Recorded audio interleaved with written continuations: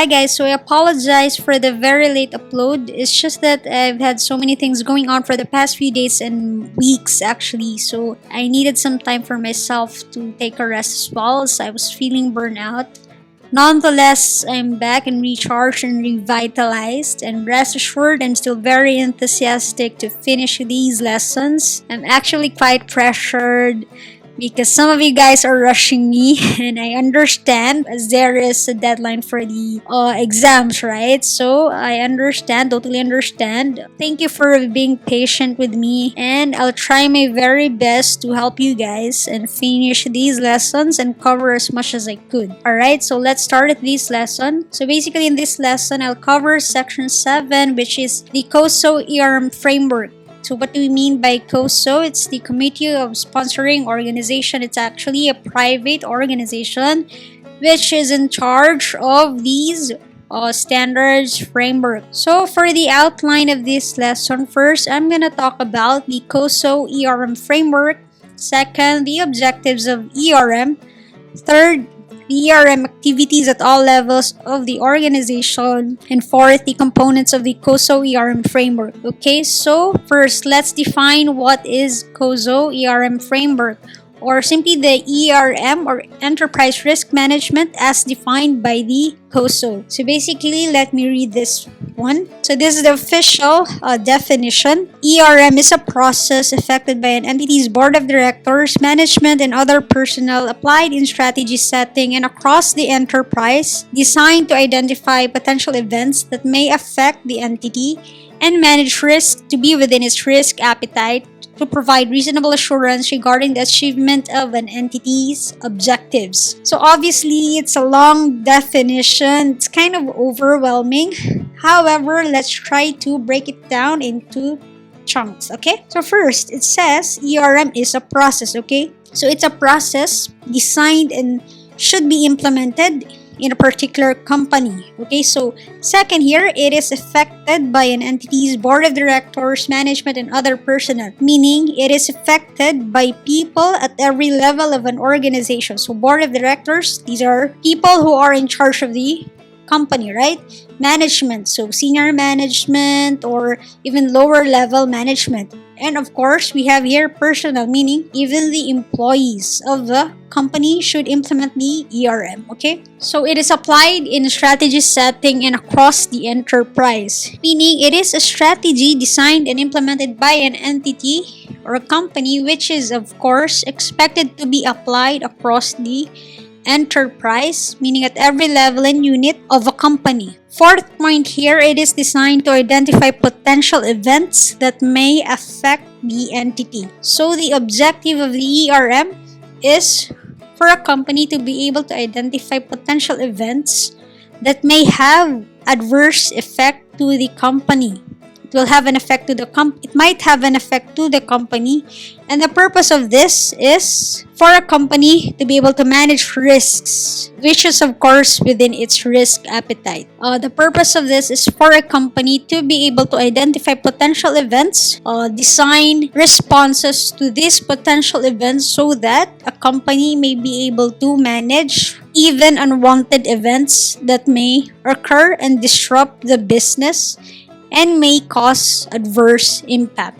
Okay, so here it has the objective to provide reasonable assurance regarding the achievement of an entity's objectives. Okay, so it means reasonable assurance, so there's no 100% assurance or guarantee the entity will be able to achieve its objectives. Meaning the ERM is geared for a company to be able to achieve its objectives. Alright, so now we have here a cube. So this is the ERM framework developed by the COSO. Okay, so you can see at the top most of this cube, we have here the objectives of ERM.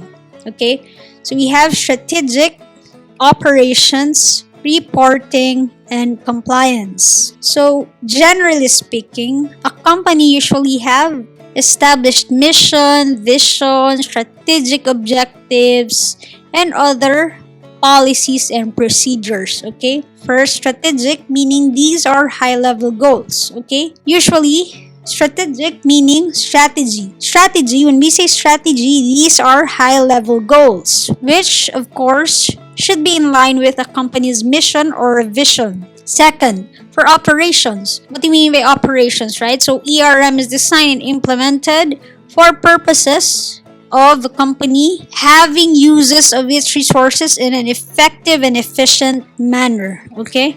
Third is reporting. So ERM's objective is for a company to have a reliable reporting.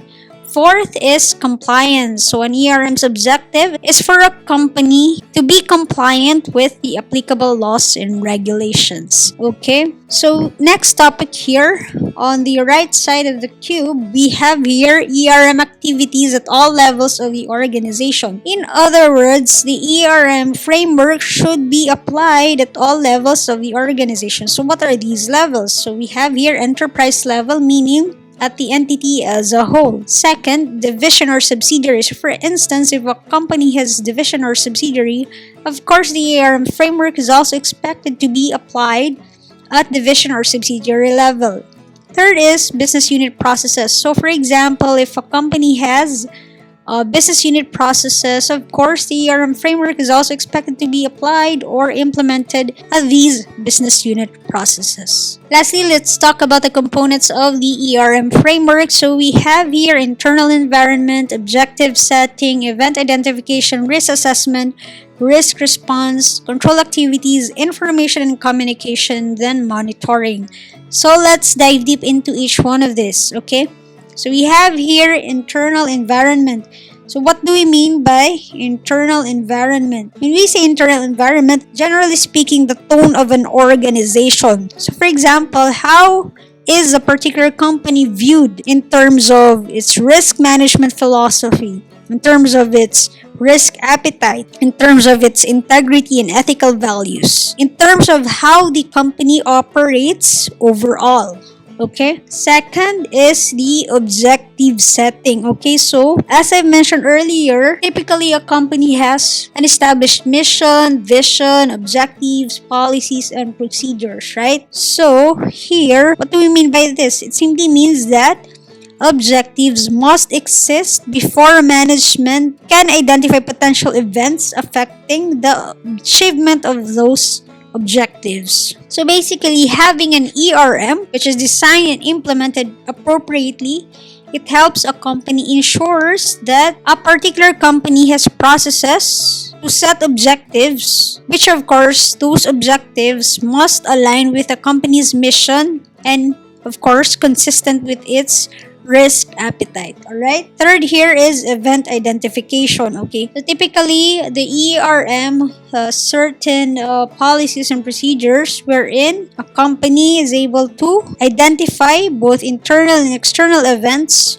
which may affect the achievement of an entity's objectives. Of course, this is very important. This is the component of the ERM framework for the identification of internal and external events which affect the entity's objectives. Okay? Fourth point here is risk assessment. So this component of the ERM is where risks are analyzed and wherein risks are considered in terms of their likelihood and impact for the basis of determining the appropriate risk responses. Okay? Fifth is the component of risk response. So, as what I mentioned earlier, so under the third component, we identify risk. Fourth component, we assess this risk. Under the fifth component, we develop risk responses that would address the identified risk. Okay, so I have covered actually in previous lessons the different methods for risk responses. So we have avoiding, accepting, reducing, or sharing risk, and so on. So I highly suggest that you watch those lessons first, like the risk management, the fraud risk management, to have a background of the COSO ERM framework. Sixth is the control activities. So what are these? This is a component which tackles about the policies and procedures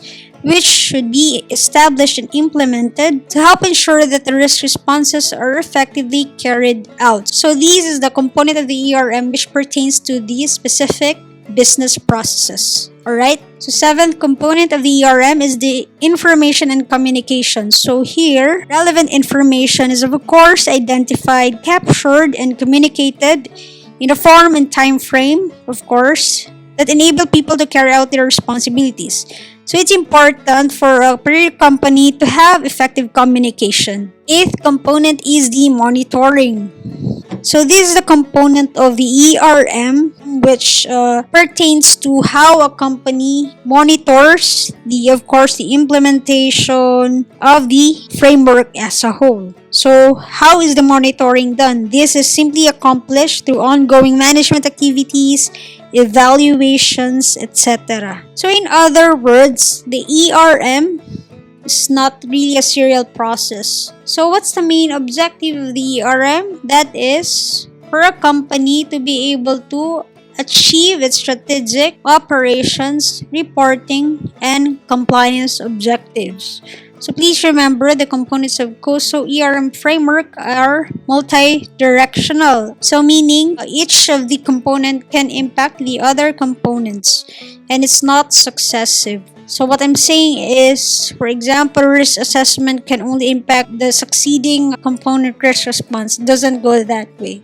So it's multi-directional. So I hope this has been helpful to you. Thank you for watching. Again, sorry for the late upload. I'll try my very best to cover as much as I could and as soon as possible as well. So my name is Jane. Thank you for watching. If you like this video, hit like, share, and subscribe. Till next time.